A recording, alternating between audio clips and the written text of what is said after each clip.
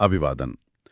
आज हम छत्तीसगढ़ के बिलासपुर के पास जो एक दुखद ट्रेन हादसा हुआ है हाल ही में, उससे जुड़ी शुरुआती जानकारी और जो आधिकारिक बयान आए हैं उन पर थोड़ी गहराई से बात करेंगे। नमस्कार। हमारा मकसद है कि जो तथ्य हमारे सामने हैं उनको समझें और ये जानने की कोशिश करें कि हुआ क्या था असल में। यह हादसा 4 नवंबर 2025 मंगलवार शाम का है। तो चलिए जो भी जानकारी है उसके आधार पर इसे समझने की कोशिश करते हैं। नमस्कार। ये वाकई एक बहुत गंभीर और दुखद घटना है। हमारे पास जो शुरुआती रिपोर्ट्स हैं उनके आधार पर हम थोड़ा सिलसिलेवार ढंग से देखते हैं कि हादसा कब हुआ, कहाँ हुआ, किन हालातों में हुआ और फिर इसका असर क्या रहा और अब आगे जांच किस तरफ जा सकती है। हाँ, सबसे पहले बिल्कुल बुनियादी बात, घटना कब और कहाँ हुई। तो जैसा मैंने कहा 4 नवंबर 2025 मंगलवार और वक्त था शाम के करीब 4 बजे। जी, शाम का वक्त और जगह थी बिलासपुर जंक्शन रेलवे स्टेशन के पास। अगर और साफ तौर पर कहें तो गटोरा और बिलासपुर स्टेशन के बीच जो रेल लाइन है वहां पर। अच्छा, मतलब एक बड़े रेलवे जंक्शन के नजदीक। और ट्रेनें कौन सी शामिल थी इसमें? इसमें 2 ट्रेनें थीं। एक तो लोकल पैसेंजर ट्रेन थी MU 68733, ये गेवरा रोड से बिलासपुर जा रही थी, और दूसरी एक मालगाड़ी थी जो उसी ट्रैक पर खड़ी हुई थी। तो ये पैसेंजर ट्रेन पीछे से उस खड़ी मालगाड़ी से टकरा गई। ये मेमू ट्रेन का जिक्र आपने किया, ये अहम है क्योंकि अक्सर इन ट्रेनों में आसपास के इलाकों से रोजाना सफर करने वाले लोग होते हैं, जैसे नौकरी करने वाले, छात्र। और शाम के 4 बजे बिलासपुर जैसे बड़े स्टेशन के पास, मतलब इसमें यात्री तो काफी रहे होंगे। बिल्कुल, ये पहलू जो है हादसे के मानवीय असर को और बढ़ा देता है, क्योंकि म्यू ट्रेनें वो कम दूरी के रूट पर चलती हैं और लोकल ट्रांसपोर्ट का बहुत अहम हिस्सा होती हैं। तो बिलासपुर जैसे जंक्शन के पास ऐसी घटना होना ये वाकई चिंता की बात है। हाँ, अब इस सवाल पर आते हैं कि ये टक्कर हुई कैसे। मतलब शुरुआती जानकारी क्या कह रही है, किस तरफ इशारा है? हाँ, ये समझना बहुत जरूरी है कि घटनाओं का क्रम क्या रहा होगा, क्या वजह बनी इस टक्कर की। देखिए, जो बात सबसे ज्यादा सामने आ रही है वो ये है कि पैसेंजर ट्रेन, ये मेमू 68733, इसने लाल सिग्नल तोड़ा। मतलब उसे सिग्नल पर रुकना चाहिए था, पर वो आगे बढ़ गई। रेलवे की भाषा में इसको स्पैड कहते हैं, सिग्नल पास्ट एट डेंजर। स्पैड, जी, ये रेलवे सुरक्षा के लिहाज से एक बहुत ही गंभीर घटना मानी जाती है। ये तो सीधे सीधे सुरक्षा नियमों का उल्लंघन है। अच्छा, ट्रेन की रफ्तार के बारे में कुछ पता चला? उस वक्त कितनी स्पीड थी? हाँ, बताया जा रहा है कि टक्कर के समय पैसेंजर ट्रेन की जो रफ्तार थी वो लगभग 60 से 70 किलोमीटर प्रति घंटा थी। 60 से 70 किलोमीटर प्रति घंटा, एक खड़ी हुई मालगाड़ी में पीछे से टक्कर, ये तो काफी तेज रफ्तार है, खासकर ऐसी स्थिति में। तो जाहिर है इसके नतीजे तो गंभीर ही होंगे। हाँ, एक कोच का दूसरे वैगन पे चढ़ जाना, ये टक्कर की जबरदस्त ताकत और असर को दिखाता है। ये सिर्फ स्पीड पर ही नहीं बल्कि टक्कर किस एंगल पर हुई, दोनों ट्रेनों की बनावट कैसी थी, इन सब पर भी निर्भर करता है। और ऐसी स्थिति में बचाव का काम भी बहुत मुश्किल हो जाता है। बिल्कुल, और रिपोर्ट्स में इसका जिक्र भी है कि हादसे के बाद कुछ यात्री जो थे वो क्षतिग्रस्त डिब्बे में फंस गए थे, तो उन्हें बाहर निकालने के लिए बचाव टीमों को गैस कटर जैसे खास उपकरणों का इस्तेमाल करना पड़ा। ये दिखाता है कि बचाव कार्य कितना जरूरी और मुश्किल था। पर वापस आए, मतलब सिग्नल पार करना। तो पहली नजर में तो ये मानवीय भूल लगती है ना, कि लोको पायलट की गलती। लेकिन क्या मामला इतना सीधा है? हाँ, यही सवाल मेरे मन में भी आ रहा था। क्या SPAD हमेशा सिर्फ ड्राइवर की गलती होती है? जरूरी नहीं। देखिए, हालांकि SPAD अक्सर मानवीय भूल से ही जुड़ा होता है, लेकिन ये सिग्नलिंग सिस्टम में किसी तकनीकी खराबी का नतीजा भी हो सकता है। क्या पता सिग्नल ठीक से दिख ही ना रहा हो, या सिग्नलिंग सिस्टम ने ही गलत संकेत दे दिया हो। और ये भी हो सकता है कि ट्रेन के ब्रेकिंग सिस्टम में अचानक कोई खराबी आ गई हो। इस संभावना को भी नकारा नहीं जा सकता। तो इसलिए जांच सिर्फ ड्राइवर की संभावित भूमिका तक ही सीमित नहीं रह सकती। अच्छा, मतलब ये कि SPAD अपने आप में एक लक्षण है, जरूरी नहीं कि वही मूल कारण हो। इसमें देखना होगा कि लोको पायलट की शारीरिक मानसिक स्थिति कैसी थी, सिग्नल दिख रहा था या नहीं, मौसम कैसा था, सिग्नल और ट्रैक का टेक्निकल ऑडिट, ब्रेकिंग सिस्टम की जांच, ये सब कुछ इसमें शामिल होना चाहिए, तभी असल वजह तक पहुंच पाएंगे। ये तो हुई घटना की बात। अब इसके सबसे दुखद पहलू पर आते हैं, जो जाने गई, जो लोग घायल हुए। शुरुआती आंकड़ों में थोड़ा फर्क दिख रहा है, जैसा अक्सर होता है ऐसी घटनाओं के बाद। हाँ बिल्कुल, बड़ी दुर्घटनाओं के तुरंत बाद बिल्कुल सटीक जानकारी मिलना मुश्किल होता है।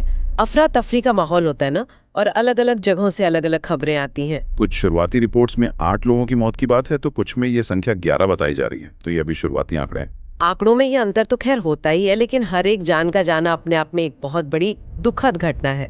घायलों की संख्या का क्या पता चला है? घायल लोगों की संख्या लगभग 20 के आसपास बताई जा रही है। 8 से 11 मौतें और करीब 20 घायल।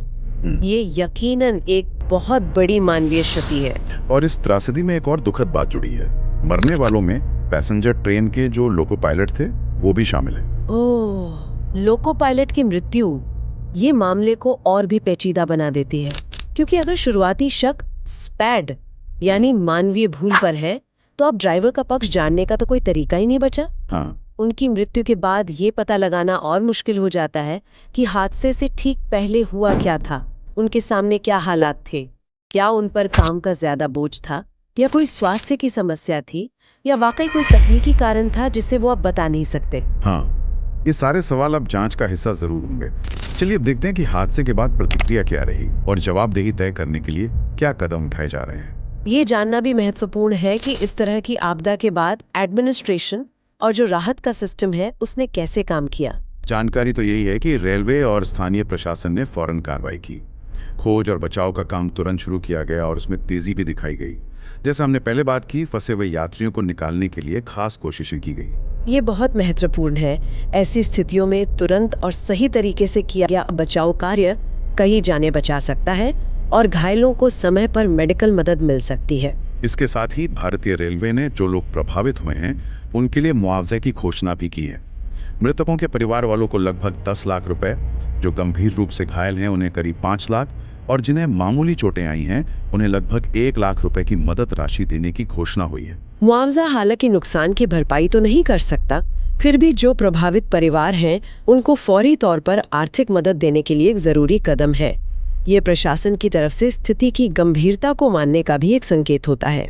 और शायद सबसे अहम कदम इस पूरे मामले की एक उच्च स्तरीय जांच के आदेश दिए गए हैं। इस जांच का नेतृत्व कमिश्नर ऑफ रेलवे सेफ्टी यानी CRS करेंगे। हमारे पास जो रेलवे की शुरुआती रिपोर्टियां हैं उनमें भी CRS जांच का जिक्र खास तौर पर है। ये CRS जांच जो सामान्य विभागीय जांच होती है उससे कैसे अलग है, इसकी क्या अहमियत है? CRS जांच का मकसद सिर्फ ये तय करना नहीं होता कि गलती किसकी थी, बल्कि सिस्टम में जो खामियां हैं उनको उजागर करना भी होता है। यानी क्या रेलवे के काम करने के तरीके, सुरक्षा के नियम, कर्मचारियों की ट्रेनिंग या जो टेक्नोलॉजी इस्तेमाल हो रही है उसमें कोई ऐसी कमी थी जिसने इस हादसे में भूमिका निभाई। जांच का आखिरी लक्ष्य होता है भविष्य में ऐसी घटनाओं को रोकने के लिए ठोस और प्रैक्टिकल सुझाव देना। CRS जांच की रिपोर्ट पब्लिक की जाती है और ये रेलवे सुरक्षा के स्टैंडर्ड्स को आंकने का एक अहम जरिया है। समझ गया। मतलब फोकस सिर्फ किसी पर दोष मढ़ने पर नहीं बल्कि सिस्टम को सुधारने पर ज्यादा है। अब अगर हम फिर से शुरुआती संकेतों पर लौटें तो पहला शक किस पर जा रहा है?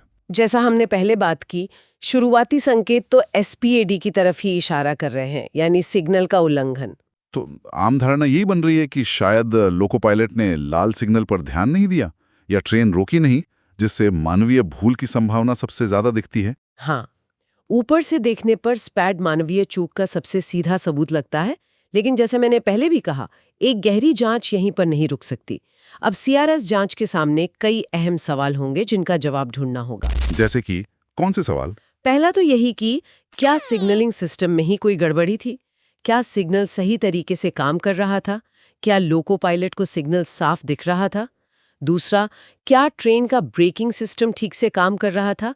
क्या ब्रेक लगाने पर गाड़ी ने वैसा ही रिस्पॉन्ड किया जैसा करना चाहिए था?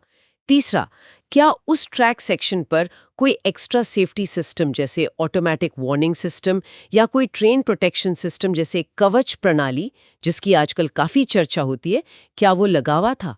और अगर था तो क्या वो चालू हालत में था और असरदार था? हाँ, ये सारे पहलू तो बहुत जरूरी हैं। सिर्फ एक व्यक्ति पर ध्यान देने से पूरी तस्वीर शायद नजरअंदाज हो सकती है।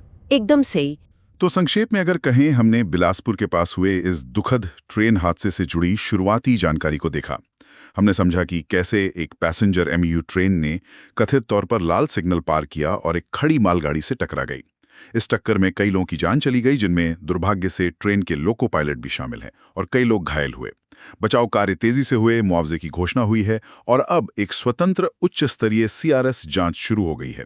और ये जांच मानवीय भूल की संभावना के साथ-साथ तकनीकी और सिस्टम की खामियों को भी देखेगी। हाँ, इस हादसे के बाद ये सोचना जरूरी है कि सुरक्षा की इन अलग-अलग परतों में कहां और क्यों कमी रह गई। क्या मौजूदा सुरक्षा नियम काफी हैं?